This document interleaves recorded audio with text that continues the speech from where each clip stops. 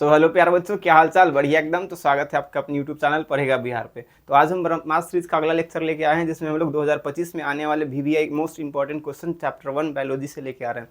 ठीक है, तो जैव प्रोग्राम में पोषण के टॉप 50 क्वेश्चन को लेके आने वाले जो सारे PYQ के साथ साथ 2025 में सबसे VVI क्वेश्चन है कि अगर इस चैप्टर से आना होगा तो क्वेश्चन इसी में से आएगा। ठीक है, तो सारे कंसेप्ट को क्लियर करते हुए चलेंगे और इस चैप्टर से आपका एक भी क्वेश्चन एग्जाम में छूटने नहीं वाला, इसकी गारंटी हम लेते हैं। ठीक है, तो चलिए क्लास को शुरू करते हैं। ठीक है, चलिए, तो चैप्टर 1 हमारा होने वाला ब्रह्मास्त्र सीरीज का जो अगला लेक्चर है। ठीक है, जिसमें हम लोग पोषण को कवर अप करते हुए चलेंगे। चलिए आगे बढ़ते हैं।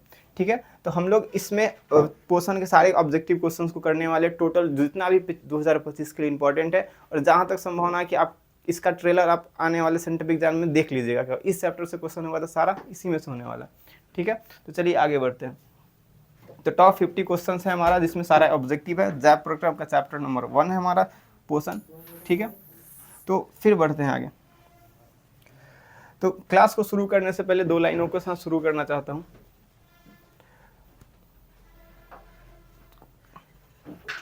तो क्लास को 2 लाइनों के साथ शुरू करना चाहते हैं कि खुल जाएंगे सभी रास्ते, रुकावटों से लड़ो तो सही, कि खुल जाएंगे सभी रास्ते, रुकावटों से लड़ो तो सही, सब होगा हासिल तो जिद पर अड़ो तो सही। ठीक है, तो कहने का मतलब कि आपका रिजल्ट भी आएगा अगर आप अपने जिद पे अड़ जाएंगे कि हमको रिजल्ट अच्छा लाना है।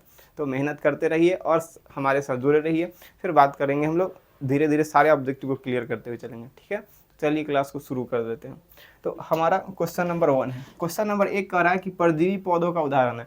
वैसे पौधा जो अपना भोजन के लिए दूसरे पर आश्रित होते हैं उसको बोलते हैं परजीवी पौधा। वैसे पौधा जो अपने भोजन के लिए दूसरे पर आश्रित होते हैं उसको क्या बोलते हैं? परजीवी पौधा। तो परजीवी का मतलब जो दूसरे पर आश्रित हो। ठीक है, तो दूसरे पर आश्रित कौन होगा?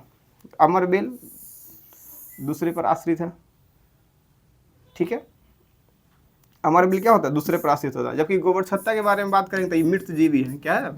मरे सरे गले पौधों से अपना भोजन ग्रहण करता है। ठीक है, ब्रायोफिलम भी इस स्वपोषी है। चीर क्या है? सब हरे पेड़ पौधे का एग्जाम्पल है।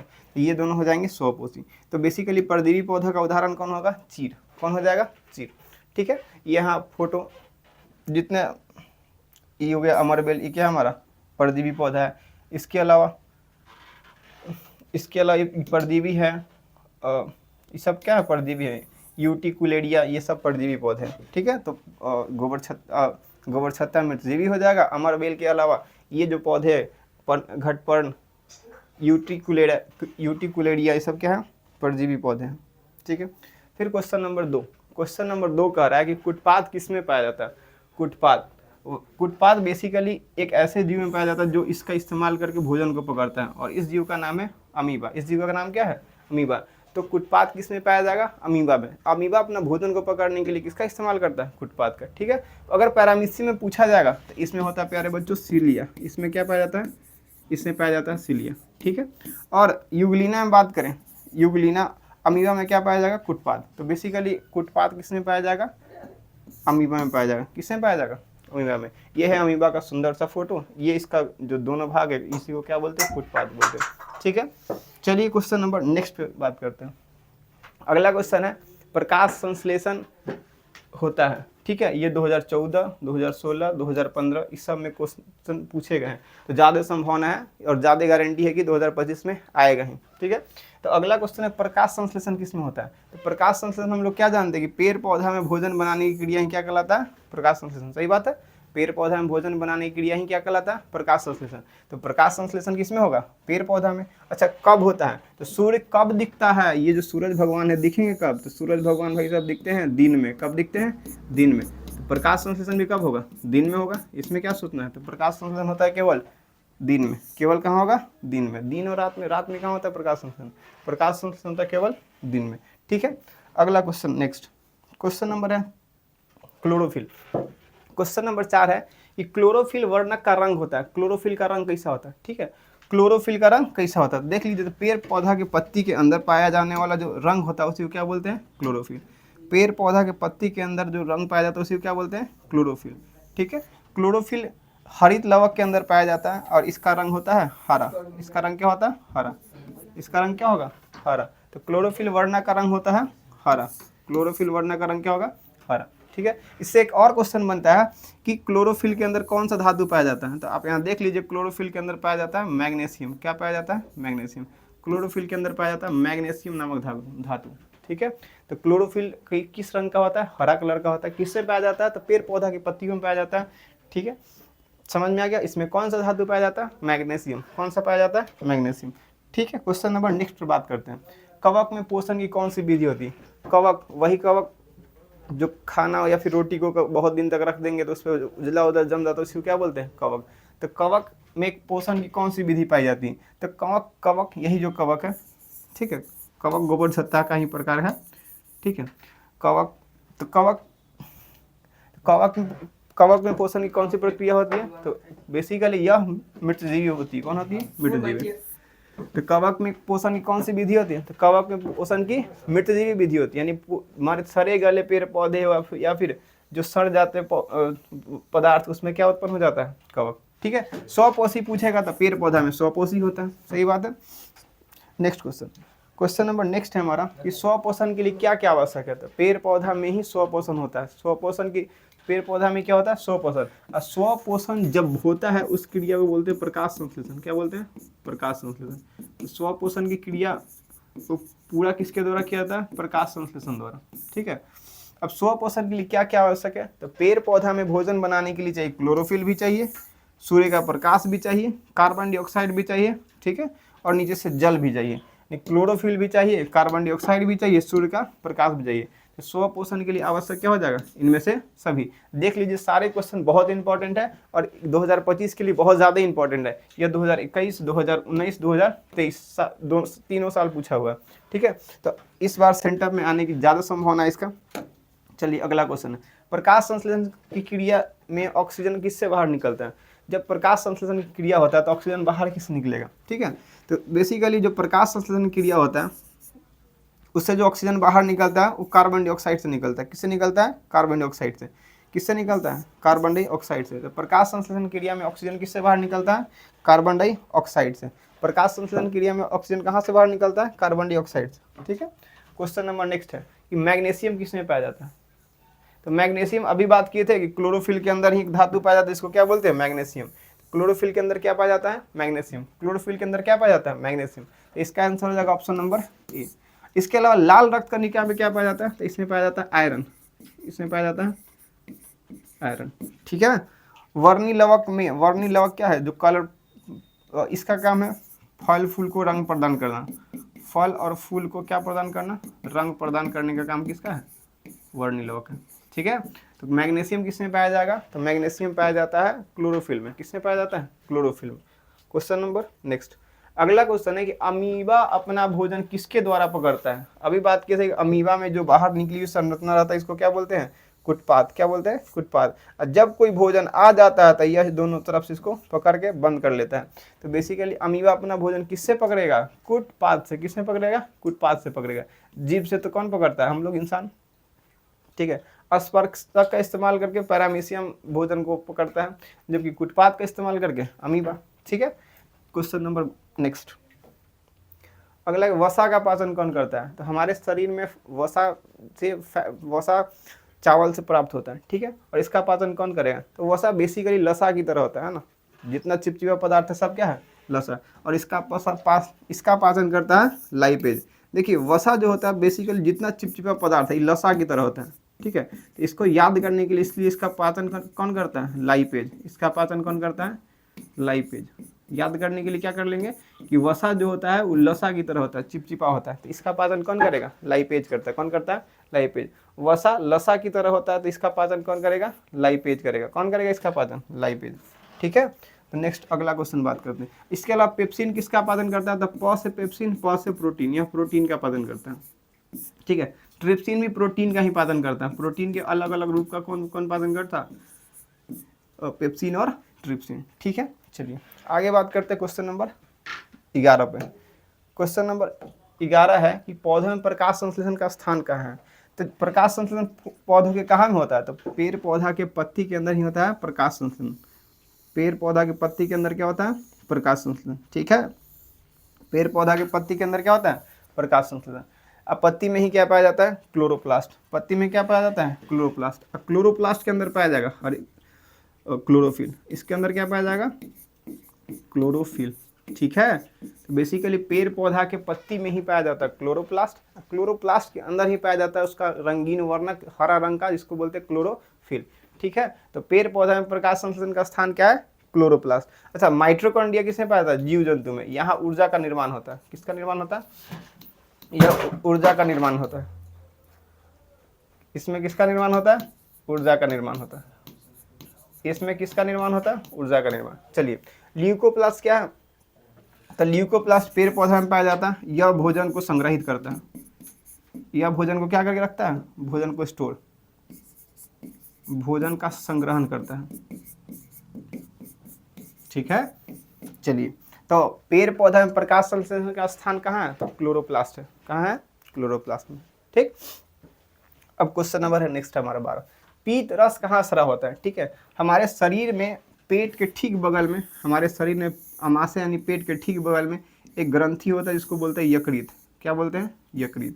यकृत के अंदर ही पाया जाता है छोटा सा हरा कलर का ग्रंथि जिसको बोलते हैं पित्ताशय। इसको क्या बोलते हैं? पित्ताशय।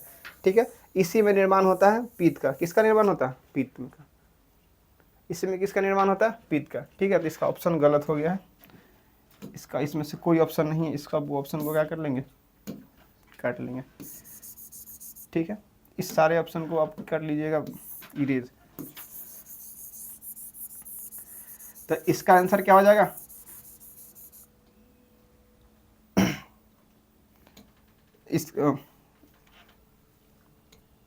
तो इसका आंसर हो जाएगा, इसका आंसर हो जाएगा, चलिए, तो इसका क्या हो जाएगा? बेसिकली पित्ताशय का पीतरस का निर्माण क्या होता है? पित्ताशय में। पीतरस का निर्माण कहाँ होता है? पित्ताशय में। पीतरस का निर्माण होता है पित्ताशय में। ठीक है, तो इसका आंसर हो जाएगा पित्ताशय। ठीक है, पित्ताशय में निर्माण होता है पीतरस का। इसमें ऑप्शन गलती हो गया था। ठीक है, इसको काट लेंगे। चलिए, क्वेश्चन नेक्स्ट पे बात करते हैं। तो बेसिकली पीतरस कहाँ स्रावित होता है? तो पीतरस यकृत के ठीक बगल में ग्रीन कलर का ग्रंथि होता है जिसको बोलते हैं पित्ताशय। ठीक है, पित्ताशय से ही किसका स्राव होता है? पीतरस का। ठीक है, क्वेश्चन नंबर नेक्स्ट पे बात करते हैं। अगला, स्वपोषण किसमें होता है? तो स्वपोषण मतलब कौन अपना भोजन खुद बनाता है? क्या हम लोग अपना भोजन का निर्माण खुद कर पाते हैं? हम इसके लिए दूसरे जीव पर आश्रित होते हैं, पेड़ पौधे पे। ठीक है, लेकिन पेड़ पौधा ऐसे हैं जो अपना भोजन खुद बनाते हैं, यानी इसमें होता है स्वपोषण। क्या होता है? स्वपोषण। तो स्वपोषण की क्रिया किसमें होता है? हरे पेड़ पौधे में। ठीक है, वह पौधे जो हरे होते हैं उसी में स्वपोषण की घटना है, उसी में स्वपोषण की क्रिया होती है। ठीक है, और स्वपोषण की क्रिया में भोजन का निर्माण किस प्रक्रिया द्वारा होता है? तो इसमें प्रकाश संश्लेषण की प्रक्रिया द्वारा भोजन का निर्माण होता है। प्रकाश संश्लेषण द्वारा किसका निर्माण होता है? भोजन का। प्रकाश संश्लेषण क्रिया द्वारा इसमें किसका निर्माण होता है? भोजन का। ठीक है, अगला है कि इसमें से कौन प्रकाश संश्लेषी अंग है? तो प्रकाश संश्लेषी अंग कौन है? कहाँ प्रकाश संश्लेषण का क्रिया घटित होती है? ठीक है, जैसे अगर बोला जाए कि बेसिकली कि प्रकाश संश्लेषण क्रिया होती किस में है? ठीक है, तो यह किस में होती है? पेड़ पौधे की पत्ती में होती है। पेड़ पौधा किस में होती है? पत्ती में।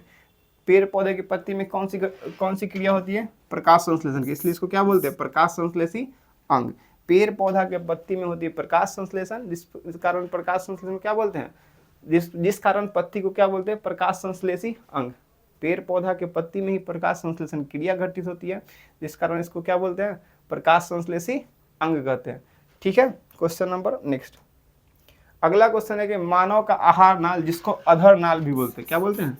अधर नाल का सबसे लंबा भाग कौन है? देख लीजिए, खाना जब हम मुख से खाना शुरू करते हैं तो ये हमारा, जब खाना मुख से जाता है तो ये मुख गुहा से होते होते ग्रास नली से होते हुए अमाशय के बाद जाता है इस छोटी वाली आंत। ठीक है, इसी में घूम घूम के ठीक है, इसके बाद कहाँ जाता है? उसके बाद जाता है बड़ी आंत में। तो अगर देखा जाए तो इसमें सबसे लंबा भाग कौन है? तो इसमें सबसे लंबा भाग है यही छोटा वाला। ठीक है, जिसको क्या बोलते हैं? छोटी आंत। जिसको क्या बोलते हैं? छोटी आंत। इसको क्या बोलेंगे? छोटी आंत। तो अमाशय के आहार नाल का सबसे बड़ा भाग कौन हो जाएगा? छोटी आंत। सबसे लंबा भाग कौन हो जाएगा? छोटी आंत। सबसे लंबा कौन हो जाएगा? छोटी आंत। तो मनुष्य के आहार नाल, आहार नाल यानी वह नाल, वह नली जिससे भोजन गुजरता है उसको क्या बोलते हैं? आहार नाल। वह नली जिससे भोजन गुजरता है उसको क्या बोलते हैं? आहार नाल। तो मानव के आहार नाल या फिर अधर नाल का सबसे लंबा भाग कौन है? छोटी आंत है। कौन है हमारा? छोटी आंत। ठीक है, तो सबसे लंबा भाग कौन होता है हमारा? छोटी आंत। सबसे लंबा भाग कौन होता है? छोटी आंत। तो मनुष्य के आहार नाल का सबसे लंबा भाग कौन है? छोटी आंत। ठीक है, समझ में आ रहा है? अब बात करते क्वेश्चन नेक्स्ट। अगला क्वेश्चन है कि प्रकाश संश्लेषण द्वारा किसकी प्राप्ति होती है? तो जब पेड़ पौधा सूर्य के कार्बन डाइऑक्साइड और जल को लेकर सूर्य के प्रकाश और क्लोरोफिल की उपस्थिति में भोजन का निर्माण करता है, उसी प्रक्रिया को बोलते हैं प्रकाश संश्लेषण। ठीक है, और प्रकाश संश्लेषण के द्वारा बनाता है C6H12O6 यानी कि ग्लूकोज, और बनाता है जल। और क्या बनाता है? जल। तो बेसिकली इससे क्या प्राप्त हो रहा है हमको? तो इससे हमको वसा नहीं प्राप्त हो रहा है, प्रोटीन नहीं प्राप्त हो रहा है, इससे प्राप्त हो रहा है हमको ग्लूकोज। क्या प्राप्त हो रहा है? ग्लूकोज। प्रकाश नहीं प्राप्त हो रहा है। ठीक है, दूसरा क्वेश्चन पूछा जा सकता है कि प्रकाश संश्लेषण क्रिया के फलस्वरूप ग्लूकोज के अलावा क्या मिलता है? तो ग्लूकोज के अलावा मिलता है ऑक्सीजन। हमारा ग्लूकोज के अलावा क्या मिलेगा? ऑक्सीजन। ठीक है, क्वेश्चन नंबर नेक्स्ट बात करते हैं। अगला क्वेश्चन है कि किससे बचने के लिए हम आयोडीन युक्त नमक का इस्तेमाल करते हैं? ठीक है, इनको देखिए, इनका जो गला है वो फूल गया है कि नहीं? यह समान नहीं है, फूल गया गला, तो इसको बोलते हैं गलकंड। क्या बोलते हैं? गलकंड, है कि नहीं? अंग्रेजी में ग्वाइटर कहा जाता है। क्या कहा जाता है? ग्वाइटर। हिंदी में इसको घिंगा कहा जाता है। समझ में आया? और इसका दूसरा नाम क्या है? गलकंड। तो बेसिकली गला का असामान्य हो जाना, गला का असामान्य हो जाना क्या कहलाता है? गलकंड। ठीक है, जिसको बोलते हैं घिंगा। क्या बोलते हैं? घेघा रोग। कौन रोग? घेघा रोग। तो बेसिकली किससे बचने के लिए आयोडीन युक्त नमक खाते हैं? तो गर्दन फूलने के लिए, क्योंकि आयोडीन जो होता है थायरोक्सिन का स्राव करता है। यहाँ जो पाया जाता है ग्रंथि, उसको क्या बोलते हैं? थायरोक्सिन। थायरोक्सिन का स्राव यदि अगर नियंत्रित रूप से नहीं हो पाया तो गले का आकार क्या हो जाता है? बड़ा हो जाता है। इसी स्थिति को बोलते हैं घिंगा। क्या बोलते हैं? घिंगा। तो डॉक्टर सलाह देता है कि आप आयोडीन वाला नमक खाइए, नहीं तो फिर आपका गला फूल जाएगा। ठीक है, तो गला फूलने की स्थिति क्या कहलाती है? घेंघा कहलाती है। घेघा रोग। कौन रोग? घेघा रोग। ठीक है, क्वेश्चन नंबर है 18 कि प्रकाश संश्लेषण की दर निम्नलिखित में किन कारकों पर निर्भर करती है? यानी प्रकाश संश्लेषण होगा किन किन बातों पर निर्भर करता है? तो सबसे पहले प्रकाश संश्लेषण दिन में होता है। तो सबसे पहले दिन होता है सूर्य के प्रकाश के कारण। इसका मतलब कि प्रकाश के गुण पर भी निर्भर करेगा कि प्रकाश ज़्यादा है या फिर कम है। जैसे ठंडी के दिन में प्रकाश संश्लेषण कम होगा, गर्मी के दिन में प्रकाश संश्लेषण अधिक होगा। दूसरी नंबर बात, प्रकाश के तीव्रता पर, प्रकाश के किस पे? तीव्रता पे। प्रकाश के तीव्रता पे, यहाँ होना चाहिए प्रकाश के तीव्रता पर। ठीक है, तो बेसिकली प्रकाश के गुण के साथ साथ प्रकाश के तीव्रता पर भी निर्भर करता है। प्रकाश के गुण के साथ साथ प्रकाश के तीव्रता पर निर्भर करता है। तो क्या हो जाएगा? ए और बी दोनों। तो प्रकाश संश्लेषण प्रकाश के तीव्रता पर भी निर्भर करेगा, प्रकाश के गुण पर भी निर्भर करेगा। लेकिन प्रकाश कब आ रहा है? गर्मी के दिन में प्रकाश संश्लेषण अधिक होगा, ठंडा के दिन में प्रकाश संश्लेषण कम होगा। ठीक है, तो क्वेश्चन नंबर 18 2023 में पूछा गया क्वेश्चन है। ठीक है, क्वेश्चन नंबर नेक्स्ट है हमारा कि निम्नलिखित में कौन अपघटक है? अपघटक का मतलब वह चीज जो किसी चीज को सड़ा गला दे। वह जीव जो किसी वस्तु को सड़ा गला दे उसको क्या बोलते हैं? अपघटक। जैसे अगर कोई जीव मर जाता है तो कुछ दिन बाद वो गलने के बाद अपघटित होकर मिट्टी बन जाता है। तो अब बेसिकली जो जितने वह जीव जो किसी चीज को सड़ा गला देते हैं उसी को क्या बोलते हैं? अपघटक। और अपघटक है हमारा जीवाणु। अपघटक कौन है? जीवाणु। अपघटक कौन है? जीवाणु। तो निम्नलिखित में कौन अपघटक है? जीवाणु। बैक्टीरिया ही क्या हमारा? अपघटक। ठीक है, ये छोटे छोटे बैक्टीरिया है जो किसी भी चीज को सड़ा गला कर उसको धरती में मिला देते हैं। इसके अलावा अपघटक में हमारा फंगी भी आ जाता है, अपघटक में हमारा केचुआ भी आ जाता है जो मिट्टी को अपघटित करके उपजाऊ बनाता है।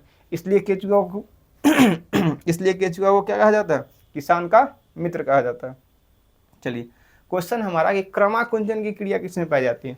जब हम लोग भोजन करते हैं तो हमारा भोजन यहाँ से यहाँ आने में, है ना, इस ग्रास नली में आने में ये कहीं कहीं फैलता है, कहीं कहीं सिकुड़ता है। फैलता सिकुड़ कर आगे बढ़ता है, यानी कहीं कहीं फैलता है और कहीं कहीं क्या हो जाता है? सिकुड़ जाता है। इसी घटना को बोलते हैं क्रमाकुंचन। इसी घटना को क्या बोलते हैं? क्रमाकुंचन। तो जब भोजन हमारे ग्रास नली पहुँचता है तो कहीं फैला होता है, कहीं सिकुड़ा रहता है, फिर आगे की ओर धक्का आता है तो कहीं फैल जाता है और कहीं सिकुड़ जाता है। तो इसी क्रिया द्वारा भोजन कहाँ पहुँचता है हमारा? मुख से लेकर अमाशय में। मुख से कहाँ पहुँचता है? अमाशय में। इसी घटना को बोलते हैं क्रमाकुंचन। इसी घटना को क्या बोलते हैं? क्रमाकुंचन। तो क्रमाकुंचन होता है हमारा ग्रास नली में। किस नली में होता है? ग्रास नली में। तो क्रमाकुंचन की गति किसमें पाई जाती है? तो क्रमाकुंचन की गति जब भोजन मुख से आमाशय में जाता है तो उस दौरान कहीं कहीं फैलाव, कहीं कहीं सिकुड़ा होता है, इसी घटना को बोलते हैं क्रमाकुंचन। और क्रमाकुंचन होता किसमें है? तो ग्रास नली में होता है। किसमें होता है? ग्रास नली में। क्वेश्चन नेक्स्ट है हमारा कि सजीव में क्या पाया जाता है? यदि हम लोग सजीव हैं तो हम लोग में कौन सा गुण है कि जो पाया जाएगा?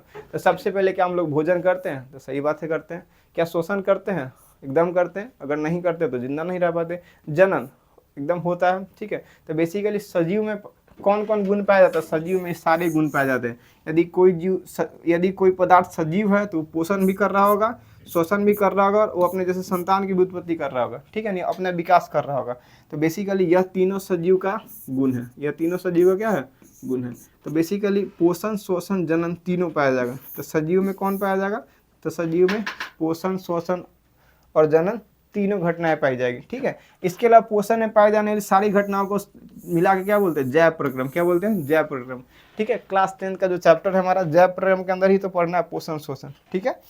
तो इसके अंदर पोषण ही पाया जाएगा, इसके अंदर शोषण भी पाया जाएगा, इसके अंदर परिवहन भी पाया जाएगा, इसके अंदर उत्सर्जन ही पाया जाएगा और जनन ही पाया जाएगा। तो ये सब क्या है? एक सजीव का मुख्य लक्षण है। ये लक्षण बताते हैं कि वो पदार्थ सजीव है या नहीं है, ठीक है। इसके अलावा सजीव का एक और लक्षण है जो है गति। सजीव का एक और लक्षण क्या है? कि यह गति करता है। गति का मतलब वृद्धि करता है। समझ में आ गया? तो सजीव का एक और लक्षण है गति करना। सजीव का एक और लक्षण क्या है? गति करना। चलिए क्वेश्चन नंबर नेक्स्ट। अगला है कि मृत जीवी का उदाहरण है। अगला क्या है? कि मृत जीवी का कौन उदाहरण है? तो वैसे पौधे जो सड़े गले पेड़ पौधे को खाते हैं उसको क्या बोलते हैं? मृत जीवी। 2022 से पूछा है क्वेश्चन, क्या कह रहा है कि वैसे कितने मृत जीवी कौन है? तो वैसे पौधे जो सड़े गले जीव से अपना भोजन करके वृद्धि होती है उसको क्या बोलते हैं? मृत जीवी। तो अमीबा क्या होता है? नहीं, अमीबा मृत जीवी नहीं है, क्योंकि आप अपना भोजन किसी सजीव से प्राप्त करते हैं। गोबर छत्ता है, यह जहाँ देख कचरा मिलेगा वहाँ फैलना शुरू हो जाएगा। तो गोबर छत्ता क्या है? मृत जीवी पोषी है। कैसे वह मृत जीवी का उदाहरण है? किसका उदाहरण है? मृत जीवी का उदाहरण है, ठीक है। अड़हुल का फूल मृत जीवी नहीं है। यह जमीन के अंदर से खनिज को प्राप्त करके प्रकाश संश्लेषण क्रिया करता है, ठीक है। अमरबेल परजीवी है। अमरबेल पूछेगा तो कैसा है? परजीवी है। अमरबेल है हमारा परजीवी। 2022 का क्वेश्चन है हमारा कि बेसिकली मृतोपजीवी या फिर मृतजीवी का उदाहरण कौन है? तो ये है हमारा गोबर छत्ता, ठीक है। गांव देहात में इसको गोबर छत्ता कहते हैं, शहर में इसी को मशरूम कहा जाता है, ठीक है। और मशरूम हमारे देश में भी बहुत है।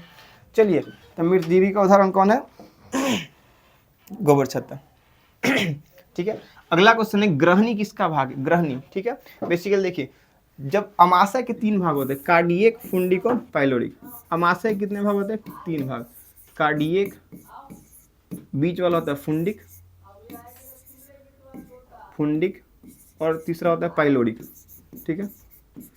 ये होता है अमाशय के भाग। अमाशय के 3 भाग पूछेंगे तो कौन कौन? फुंडिक, कार्डियक, फुंडिक और पाइलोरिक। अब आते हैं जैसे अमाशय के बाद घुसेंगे तो अमाशय के बाद शुरू होता है छोटी यद। सबसे लंबा भाग कौन है हमारा? छोटी यद। तो छोटी यद का जो पहला भाग होता है जेकरा अंग्रेजी में ड्यूडेनम और हिंदी में ग्रहणी बोला जाता है। हिंदी में क्या बोला जाता है? ग्रहणी, ठीक है। और दूसरा हमारा जेजुनम। दूसरा क्या? जेजुनम। इसको बोला जाता है अग्र क्षुद्रांत। इसको क्या बोला जाता है हिंदी में?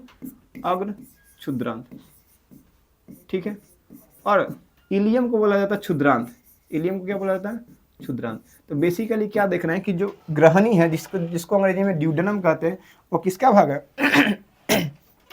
सॉरी, वो किसका भाग है? छोटी आंत का भाग है। किसका भाग है? छोटी आंत का। तो ग्रहणी किसका भाग है? छोटी आंत का। एक बार क्वेश्चन क्या पूछा था कि क्षुद्रांत किसका भाग है? तो क्षुद्रांत भी छोटी आंत का भाग है। इलियम को ही क्या बोला जाता है? क्षुद्रांत। समझ में आ रहा है? ठीक है। चलिए क्वेश्चन नंबर अब बात करते हैं नेक्स्ट। क्वेश्चन नंबर नेक्स्ट, जीवों की एक विशेषता है। जीवों की क्या विशेषता है? यह हमेशा वृद्धि करते रहते हैं। जीवों की क्या विशेषता है? ये हमेशा वृद्धि करते हैं। जीवों की एक क्या विशेषता है? कि हमेशा इनमें वृद्धि होता ही है। अगर वृद्धि नहीं हो रहा है तो वह जीव नहीं है। समझ में आया कि नहीं है? तो जीव की सबसे प्रमुख विशेषता क्या है?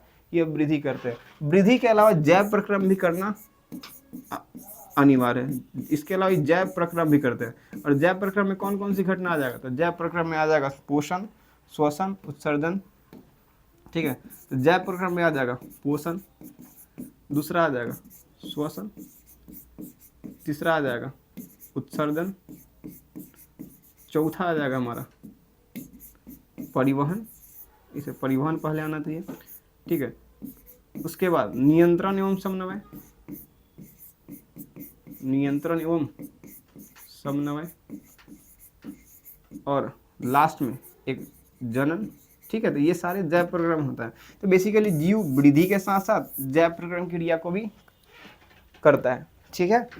क्वेश्चन 2022 में पूछा गया था, ठीक है। चलिए अगला है कि मनुष्य मुख गुहा में आहार का कौन सा भाग पहुंचता है। इसे हम लोग भोजन करना शुरू करते हैं तो बेसिकली भोजन का कुछ चबाया जाता है। चबाने से भोजन में कार्बोहाइड्रेट की मात्रा का पाचन होता है। किसकी पाचन होता है? कार्बोहाइड्रेट। तो मुख गुहा में जब भोजन को चबाया जाता है तो उस समय मुख में ही किसका पाचन हो जाता है? कार्बोहाइड्रेट। जबकि प्रोटीन का पाचन होता है राइबोसोम में। प्रोटीन का पाचन कहाँ होता है? राइबोसोम। प्रोटीन का पाचन होता है राइबोसोम में, ठीक है। प्रोटीन का पाचन कहाँ होता है? राइबोसोम में। जबकि वसा का पाचन कौन करता है? तो अभी देखे थे वसा लसा की तरह होता है, इसलिए इसका पाचन कौन करता है? लाइपेज। कौन करता है?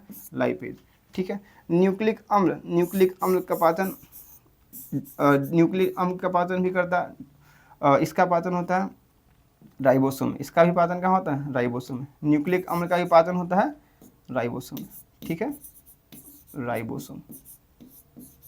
चलिए अब नेक्स्ट क्वेश्चन में बात करते हैं। क्वेश्चन नंबर नेक्स्ट अगला है कि निम्नलिखित में कौन ट्रिप्सिन एंजाइम का कार्य है? अच्छा ट्रिप्सिन देखिए LAT, ठीक है, और इसको बोलते हैं लाइपेज, एमाइलेज, एमाइलेज और ट्रिप्सिन, ठीक है। लाइपेज, एमाइलेज और ट्रिप्सिन, ठीक है। अब तीनों का काम समझ लीजिए। तीनों का काम अलग अलग है। जैसे लाइपेज लसा यानी वसा को का पाचन करता है। किसका पाचन करता है? वसा का पाचन। यह पाचन करता है वसा का, है ना। एमाइलेज, एमाइलेज पाचन करता है कार्बोहाइड्रेट का। किसका पाचन करता है? कार्बोहाइड्रेट का, ठीक है। और जो हमारा ट्रिप्सिन होता है यह पाचन करता है प्रोटीन का। किसका पाचन करता है? प्रोटीन का, ठीक है। तो बेसिकली अब देखो तो इसमें से ट्रिप्सिन किसका काम करता है? प्रोटीन का पाचन। किसका पाचन करता है? प्रोटीन का, ठीक है। प्रोटीन का पाचन 3 जगह होता है, ठीक है। प्रोटीन का पाचन एक ट्रिप्सिन करता है, दूसरा पेप्सिन, ठीक है। प्रोटीन का पाचन 3 जगह होता है, एक पेप्सिन, ट्रिप्सिन और तीसरा इरेप्सिन। यह तीनों मिलकर किसका पाचन करने में सहायक होता है? प्रोटीन का। तो प्रोटीन का पाचन 3 जगह, जबकि बकियका का पाचन वसा का पाचन लाइपेज करता है, कार्बोहाइड्रेट का एमाइलेज और प्रोटीन का ट्रिप्सिन।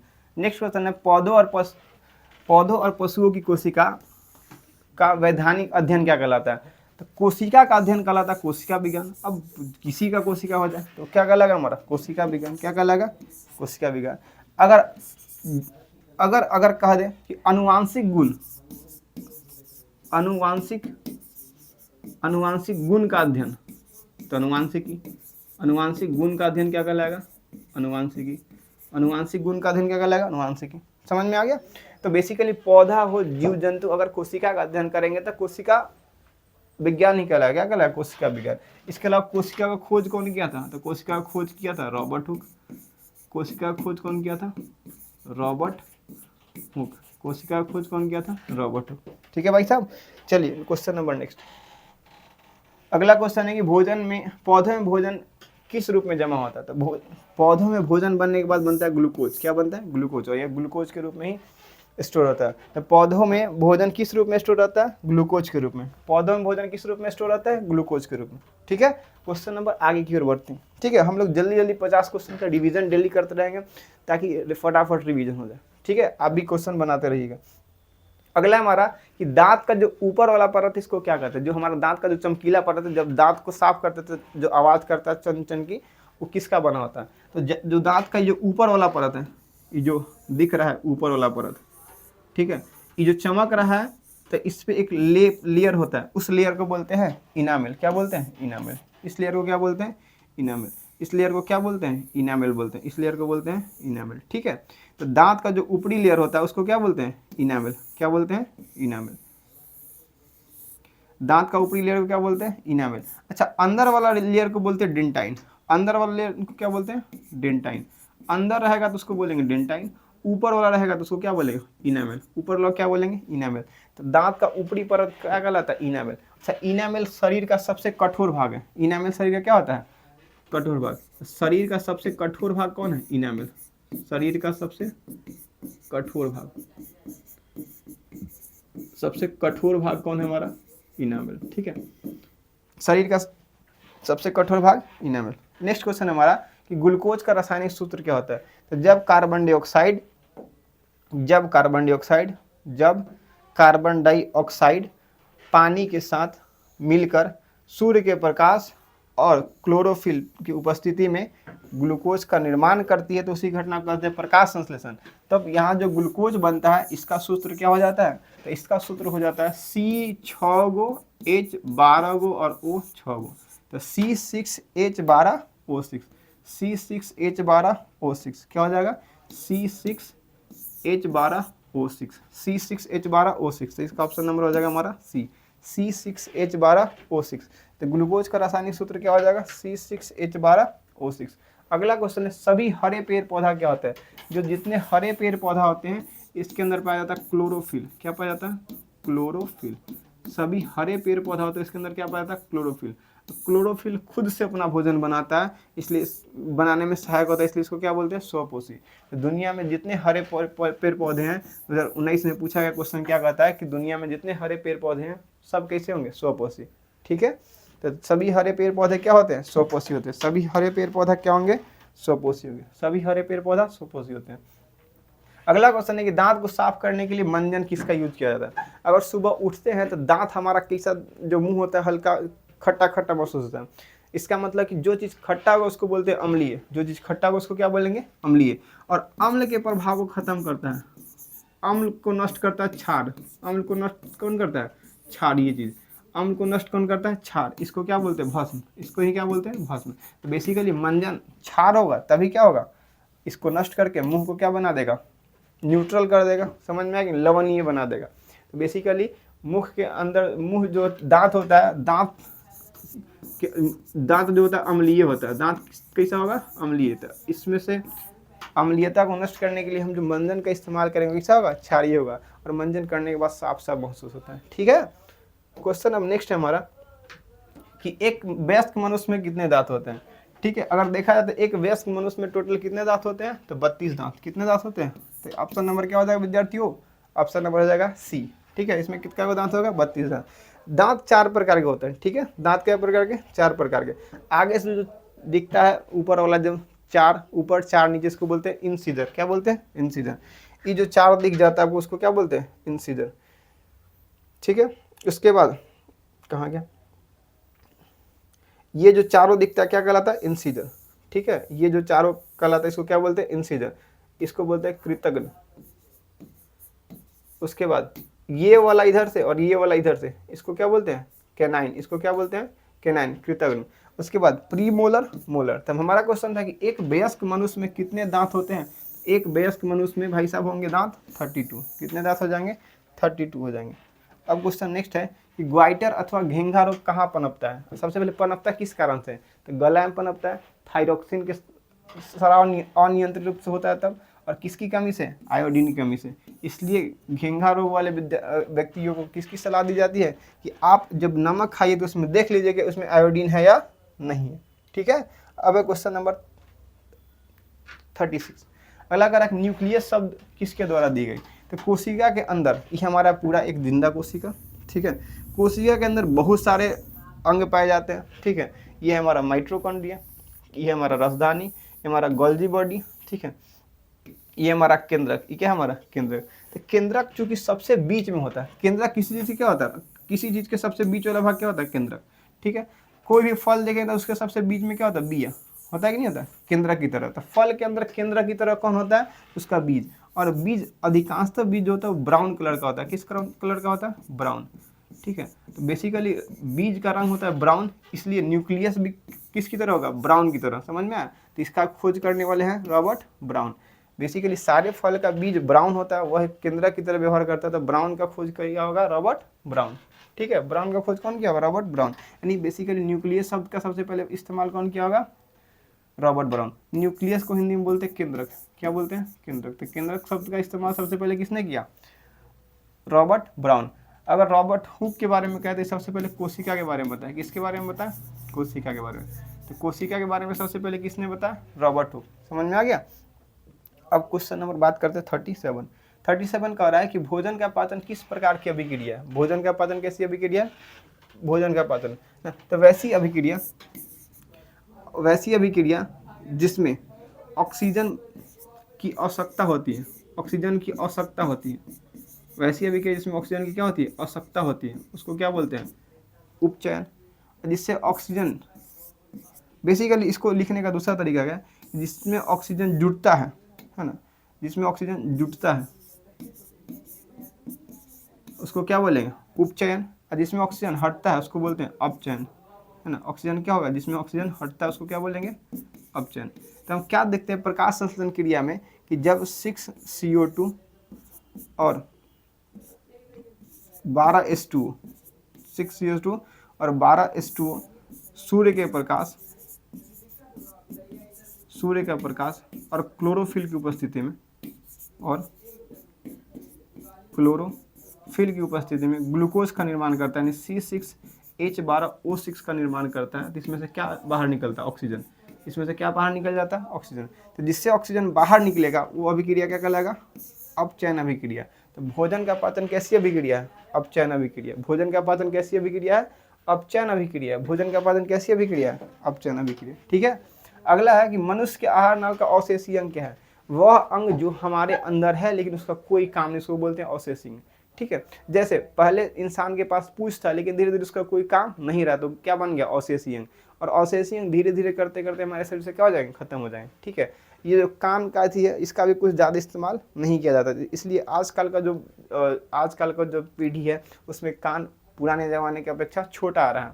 ठीक है। धीरे धीरे आने वाले 50, 100, 200, 500 साल के बाद यह और छोटा हो जाएगा, ख़त्म हो जाएगा, क्योंकि ये हमारे किसी काम का नहीं है।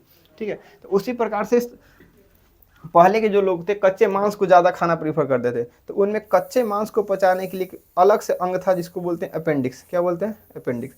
इसका काम क्या था कि जितने कच्चे मांस खा रहे हैं उसको पचाने में मदद करना। ठीक है। लेकिन अब इंसान कोई कच्चा मांस खाता ही नहीं है कि नहीं? तो कच्चा मांस खाता ही नहीं है, तो बेसिकली इसका यूज कम होते जा रहा धीरे धीरे। जो लोग हरा सब्जी खाते, गाजर मूली सैलड का इस्तेमाल करते तो भी तो कच्चा ही है, तो उसका पाचन कौन करता है? अपेंडिक्स। लेकिन जो लोग नहीं खाते हैं उनके लिए यह अपेंडिक्स क्या है? अवशेषीय अंग है।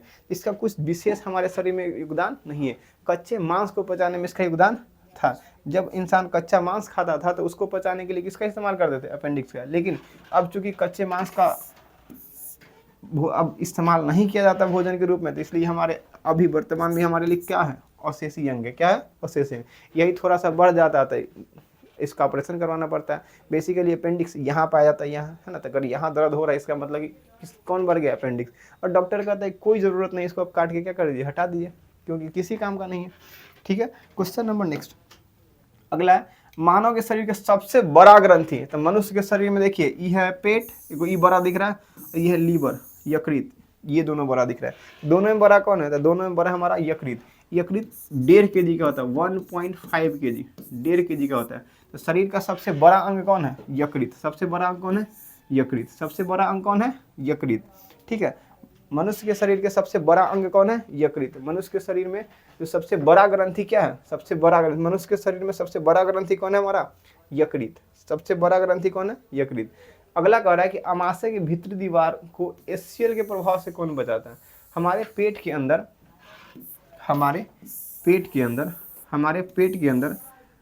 HCl का स्राव होता है। किसका स्राव होता है? HCl का स्राव। तो HCl को बचाने के लिए पेट के अंदर एक लेयर होता है। ठीक है। पेट के अंदर क्या होता है? एक लेयर होता है जो क्या करता है? अमाशय को HCl के प्रभाव से बचाता है। ठीक है। और इस लेयर का नाम है म्यूकस कोशिका। कौन कोशिका? म्यूकस कोशिका। अमाशय के भीतरी दीवार को HCl के प्रभाव से कौन बचाता है? म्यूकस कोशिका। अमाशय के भीतरी दीवार को HCl के प्रभाव से कौन बचाता है? म्यूकस कोशिका। ठीक है। अगला देखिए, जब स्लाइड में सर्वप्रथम कंपाउंड सूक्ष्मदर्शी से देखा गया, स्लाइड का मतलब कहता है किसी जीव के भाग को, मतलब किसी सजीव के टुकड़े को जब माइक्रोस्कोप से देखा गया तो उसको कितना गुना जूम देखा गया। तो बेसिकली पहले जो सरल सूक्ष्मदर्शी था वो किसी चीज़ का 10 गुना ही दिखा सकता था जूम करके। कितना दिखा सकता था? 10 गुना। अब जो इलेक्ट्रॉन माइक्रोस्कोप का खोज ई नॉल और एम एक्स का किया तो उससे 100 गुना देखा जा सकता है। ठीक है, तो बेसिकली स्लाइड को सर्वप्रथम कितना गुना दिखा गया था? 10 गुना। क्या गुना? 10 गुना। अगला क्वेश्चन है क्वेश्चन नंबर 42। वैसे पौधे जो अपने भोजन के लिए सनी गली चीजों पर आश्रित होते उसको क्या बोलते हैं? सने गले का मतलब होता है मृत, है ना। जो चीज मृत जीव को खाएंगे उसको क्या बोलेंगे? मृत जीवी। क्या बोलेंगे? मृत जीवी। पर का मतलब दूसरा, जो दूसरे से भोजन ग्रहण करेंगे उसको क्या बोलेंगे? परजीवी। दूसरे से भोजन ग्रहण करने उसको क्या बोलेंगे? परजीवी। जो खुद भोजन बना लेंगे उसको क्या बोलेंगे? स्वपोषी। खुद बना लेंगे उसको क्या बोलेंगे? स्वपोषी।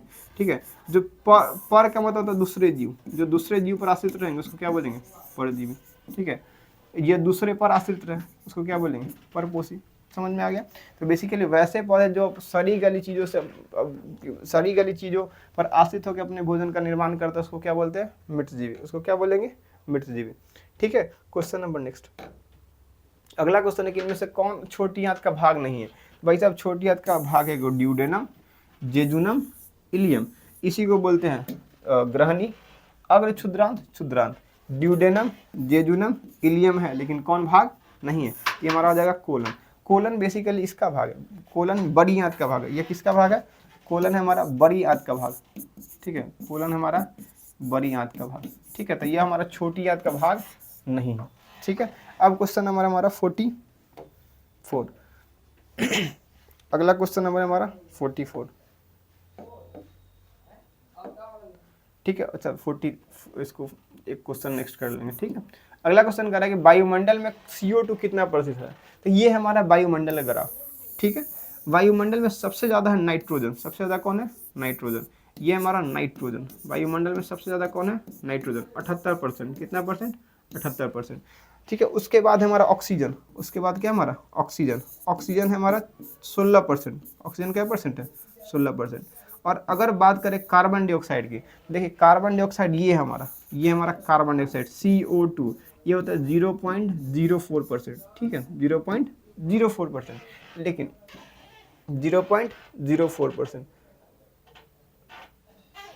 एक मिनट, इस कार्बन डाइऑक्साइड है, क्या है? कार्बन डाइऑक्साइड है 4.4%। कितना है? 4.4%। लेकिन क्वेश्चन एक मिनट, यहाँ पर कार्बन होगा, क्या होगा? निम्नलिखित में से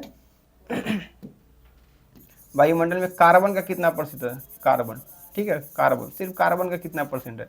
तो कार्बन हमारे वायुमंडल में 0.03% है। कितना है? 0.03%। हमारे वायुमंडल में कार्बन का पूछ रहा है। कार्बन डाइऑक्साइड पूछेगा तो लगभग 3.3%। ठीक है, लेकिन क्या पूछा जाए इसमें? क्वेश्चन क्या होगा? कार्बन। यहाँ पर क्वेश्चन को सही कर लेंगे कि कार्बन कितना प्रतिशत पाया जाता है। ठीक है, तो वायुमंडल में कार्बन कितना प्रतिशत पाया जाएगा? 0.03%। कार्बन कितना पाया जाएगा? 0.03%। क्वेश्चन ये भी बन सकता है कि हमारे वायुमंडल में सबसे अधिक मात्रा किस गैस का है? तो सबसे अधिक मात्रा होगा नाइट्रोजन गैस का। किसका होगा? नाइट्रोजन गैस का। ठीक है, क्वेश्चन नंबर 44। हरित लवक के किस भाग में प्रकाश संश्लेषण होता है? तो हरित लवक में जो हरा भाग होगा उसी में क्या होगा? प्रकाश संश्लेषण। क्या पीला भाग में होगा? नहीं होगा। क्या काले भाग में? नहीं होगा। क्या भूरे भाग में? नहीं होगा। तो हरित लवक के किस भाग में प्रकाश संश्लेषण होगा? तो हरित लवक के हरे भाग में किसका संश्लेषण होगा? क्या होगा? प्रकाश संश्लेषण होगा। ठीक है, अगला क्वेश्चन नंबर नेक्स्ट।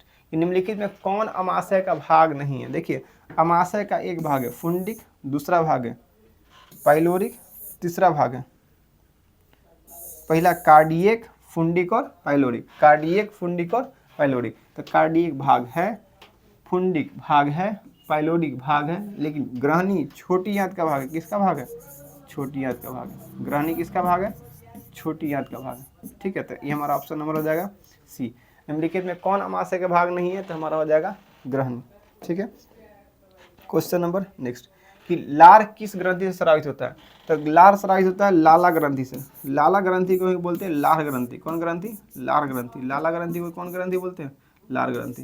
तो लार किससे स्रावित होता है? लाला ग्रंथि से। लार किससे स्रावित होता है? लाला ग्रंथि से। ठीक है, पिट्यूटरी ग्रंथि का दूसरा नाम है मास्टर ग्रंथि। कौन ग्रंथि? मास्टर ग्रंथि। मास्टर ग्रंथि। पिट्यूटरी ग्रंथि का क्या दूसरा नाम क्या है? मास्टर ग्रंथि। पिट्यूटरी ग्रंथि का ही दूसरा नाम क्या है? मास्टर ग्रंथि।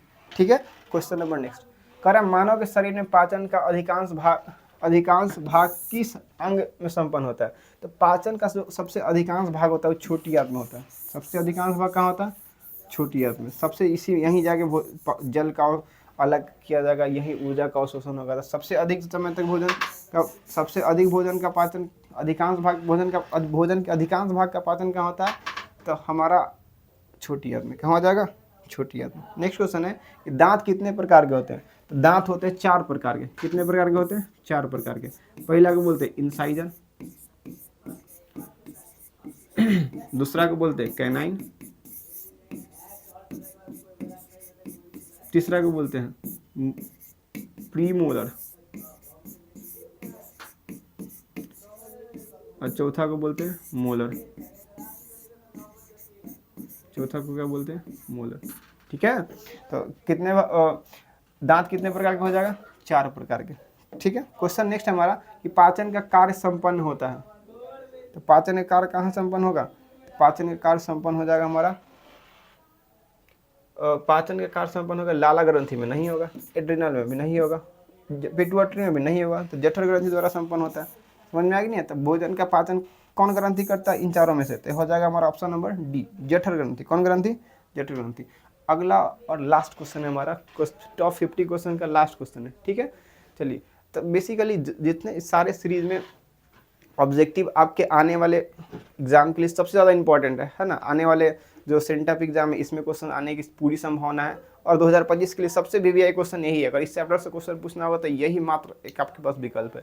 ठीक है, अगला क्वेश्चन है कि हाइड्रा में क्या पाया जाता है? देखिए, हाइड्रा इसी जीव को बोलते हैं हाइड्रा। ठीक है, जब जनन चैप्टर आएगा तो उसमें आपको और समझाया जाएगा कि इसमें मुकुलन द्वारा जनन होता है। ठीक है, इसी को क्या बोलते हैं? हाइड्रा। तो हाइड्रा में जो निकला हुआ है, हाइड्रा में क्या है जो निकला हुआ है, इसको बोलते हैं स्पर्शक। क्या बोलते हैं?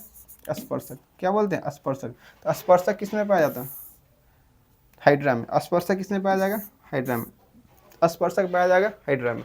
ठीक है, तो यह 2020 का क्वेश्चन है। समझ में आया? तो उम्मीद है आपको क्वेश्चन आपको यह सीरीज अच्छा लग रहा होगा। ठीक है, तो इसके साथ बने रहे।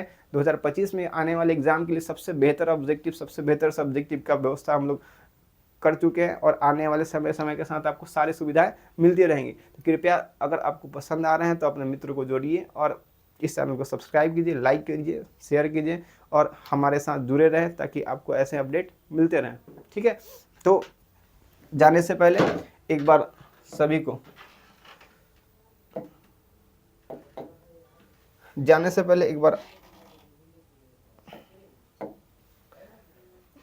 सभी को एक बहुत बहुत बड़ा थैंक यू कि आप यहाँ तक अंत तक हमारे साथ जुड़े रहें। इसके लिए मैं आपका हमेशा से आभारी रहूँगा और ये आपको आपके एग्ज़ाम में रिजल्ट लाने में बहुत अच्छा मदद करेगा। तो सभी को बहुत बहुत बड़ा थैंक यू। ठीक है, सबसे बड़ा थैंक यू आप लोगों को। चलिए फिर मिलते हैं आपसे अगले वीडियो में। तब तक के लिए टेक केयर और गुड बाय।